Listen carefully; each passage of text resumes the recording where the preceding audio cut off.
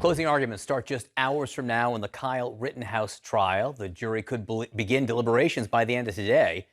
Rittenhouse shot and killed two men and wounded another during a protest in Kenosha in Wisconsin last year. 500 National Guard troops are on standby ahead of the verdict.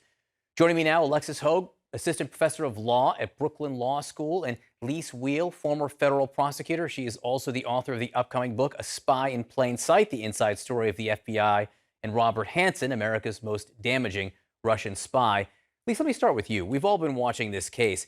It appears to have been an uphill battle for the prosecution so far. It seems they have a lot of work to do today in the closing arguments. So how do you think they will and should present their case today?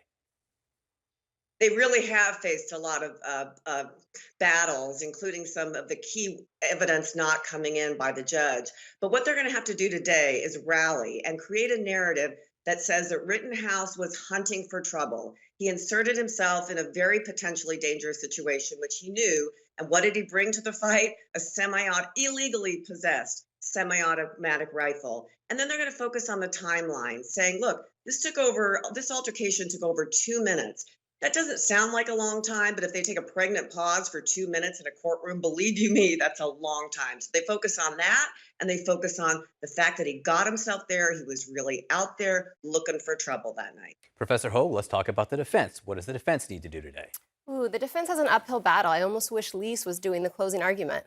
But what happens with the defense is that they have to prove vis-a-vis each of the men that Rittenhouse shot that he reasonably was in fear of his life and that his use of force was actually proportional to the threat that he received. I know the prosecution is going to say that he provoked the attack.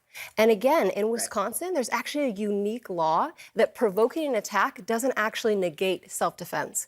Rather, the defense will say even if he did provoke the attack, even if he was the first indicator, he reasonably had no other option but to use lethal force. And the defense has the Rittenhouse testimony. They can refer to him on the stand, breaking down. They also have the testimony of Grosskreutz, who said, I was pointing my gun at him. Exactly. And they also have John Black, their expert. And John Black talked about, he's the use of force expert, the amount of time that it took in between each of those interactions. And so while Lee said that the prosecution is really going to elongate that time, the defense is going to want to make it sound that it was chaotic, it was rushed, and again, he was reasonably in fear of his life. So these lesser included charges, we don't know exactly which ones the judge will specify today, but we do know the judge is going to specify some. How important is that? Oh, they're crucial for the prosecution. Look, if I'm prosecuting a case and I feel strong that my evidence has come in, my witnesses have performed the way I wanted them to, I'm rock solid. I don't want lesser included in because the jury often wants to, if they sympathize at all with the defendant, they want to sort of split the baby and go with a lesser included. I don't want that if I think I've got a strong case. If I think I've had an uphill battle and my evidence is not as strong as I would like it to be, I love the lesser included because I want potentially the jury to split the baby because I'm still looking at heavy felony charges here that could carry up to 60 years. So I still like that. What I don't want is just to be stuck with that misdemeanor of carrying the illegally possessed firearm. Professor, how much should the prosecution lean into these lesser charges in the closing? Well, it's what they have to work with. And I'm not actually surprised that they asked for lesser included offenses and that the judge agreed to it. Because what happens with a lesser included offense, it means that the jury can actually reach a unanimous verdict.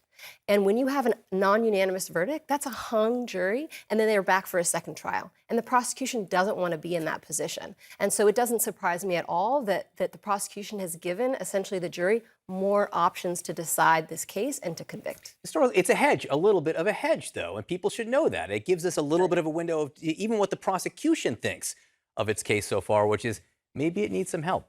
Professor Lise, thank you so much for being with us. Thank you. You got it.